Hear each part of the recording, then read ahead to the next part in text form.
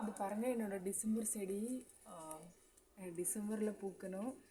இப்போ ஜனவரியில் தான் பூக்குறாங்க. இது ஃபஸ்ட்டு டைம் இவ்வளோ பூ இருக்குது. எனக்கு சர்ப்ரைஸ் ஆயிடுச்சு. பாருங்கள் என்னோடய டிசம்பர் செடி ஜனவரியில் தான் பூக்குறாங்க. ஃபஸ்ட்டு டைம் இவ்வளோ பூ எனக்கே பார்த்தோன்னே குச்சி ஒடிச்சு வச்சாலே நல்லா வரும்.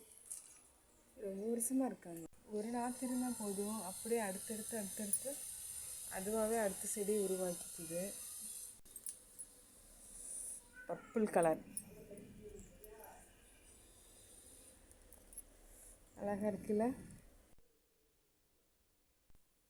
சூப்பராக இருக்குல்ல. இந்த செடிக்கு வைக்கும்போது இதில் பெருசாக நோய் தாக்குதலெல்லாம் வராது. வருஷம் ஃபுல்லும் அது பாட்டுக்கு ஒரு வாரமாக இருந்துகிட்டே இருக்கும். பெரிய பராமரிப்பெல்லாம் வேண்டாம். டிஃப்ரெண்ட்டாக இருக்கும்ல இந்த மாதிரி பூக்கள் வைக்கும்போதும்.